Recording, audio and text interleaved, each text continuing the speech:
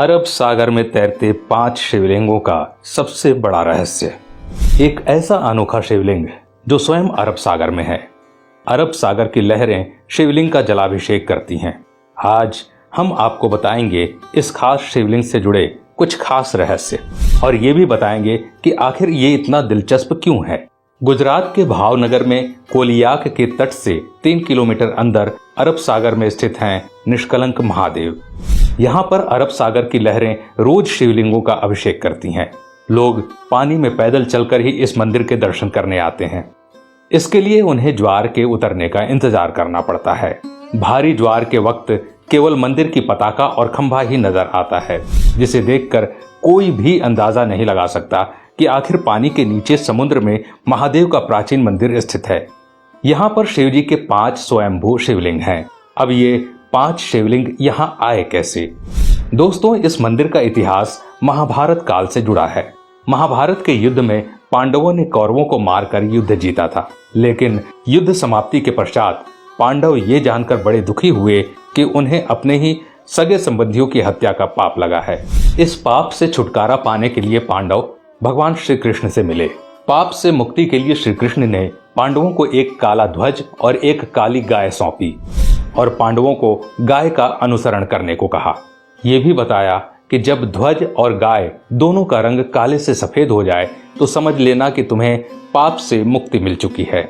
साथ ही श्री कृष्ण ने उनसे ये भी कहा कि जिस जगह ऐसा हो वहां पर तुम सब भगवान शिव की तपस्या करना। पांचों भाई भगवान श्री कृष्ण के कथानुसार काले ध्वज हाथ में लिए काली गाय का अनुसरण करने लगे। इस क्रम में वो कई दिनों तक लगभग हर जगह से गुजरते रहे, लेकिन गाय और ध्वज का रंग नहीं बदला। लेकिन जब वो वर्तमान गुजरात में स्थित कोलियाक तट पर पहुंचे तो गाय और ध्वजा का रंग एकदम से सफेद हो गया। इससे पांचों पांडव बहुत खुश हुए और वहीं पर उन्होंने भगवान शिव का ध्यान करते हुए तपस्या करना शुरू कर दिया। भगवान भोलेनाथ ने उनकी तपस्या से खुश होकर पांचों भाइयों को लिंग के रूप में अलग अलग दर्शन दिए। वो पांचों शिवलिंग अभी भी वहीं स्थित हैं।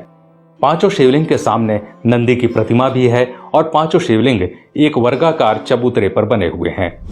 ये कोलियाक समुद्र तट से पूर्व की ओर 3 किलोमीटर अंदर अरब सागर में स्थित है।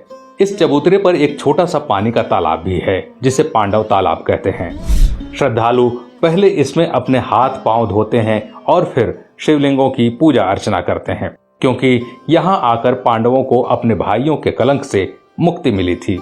इसलिए इस खास मंदिर का नाम भी निष्कलंक महादेव मंदिर है।